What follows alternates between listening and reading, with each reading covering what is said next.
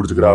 பிரிஞ்சு போகணுமேனு அவளுக்கு கொஞ்சம் அழுகையே வருது. கட் பண்ணி இப்ப பிளாஷ்பேக்ல நம்ம கண்ணை தாள பாக்குறதுக்காக துவைக்கிற இடத்துல ஓரமா காத்துட்டு இருக்கிறார். ஓடியாந்து நடந்த கதையை சொல்றான். கரிஞ்சோறும் போடலன்னு சொல்லி மாப்பிள்ளைய மாத்தி விட்டாங்கன்னு சொன்னதும் அவளுக்கு ஷாக்கா இருக்குது. எப்படியாவது வீட்டுல பேசி என்னையே கட்டிக்கிறதுக்கு ஏற்பாடு பண்ணு அப்படின்னு கெஞ்சிட்டு இருக்கிறான் அந்த அம்மாட்ட. என்னால முடியாது, நீ வந்து பேசு அப்படிங்கிறா இவ. இல்ல எனக்கு பயமா இருக்குது, உனக்கு பாத்துருக்கிற பையன் வேற நல்ல பையன் இல்ல அப்படின்னு வேற சொல்றான். அதே சமயம் அந்த டயலாக் கனவு மாதிரி பேத்திக்கு கேக்குது. தப்புன்னு முடிச்சுட்டு ஒருவேளை அந்த பையன் நல்ல பையனா இல்லன்னா ஓப்பனா முடிவிட்டா நல்லா இருக்குன்னு சொன்ன ஒத்த வார்த்தைக்காக கட்டிக்க முடியுமா அப்படி இப்படின்னு புலம்பிட்டு இருக்கிறா. சோ அவங்க கிட்ட நேர்ல பேசணும் அப்படின்னு முடிவு பண்ணி அந்த பையனை வரவும் சொல்லிருக்காங்க. பையனுக்காக காத்துட்டு இருக்கையில ஃப்ரெண்டுக்காரி, நீ கேட்கிற கேள்விக்கு அவன் உண்மையத்தான் சொல்றானா பொய்ய சொல்றானாங்கிறத எப்படி கண்டுபிடிக்கிறது? அதுக்கு யூடியூப்ல ஏஐ கிட்ட எல்லாம் சில விஷயங்களை ஃப்ரெண்டுக்காரி கேட்டாலாம். அரிக்கிறாப்ல மூக்க சொரிவாங்க, முடிய கோதி விடுவாங்க, தாடிய சொரிவாங்க.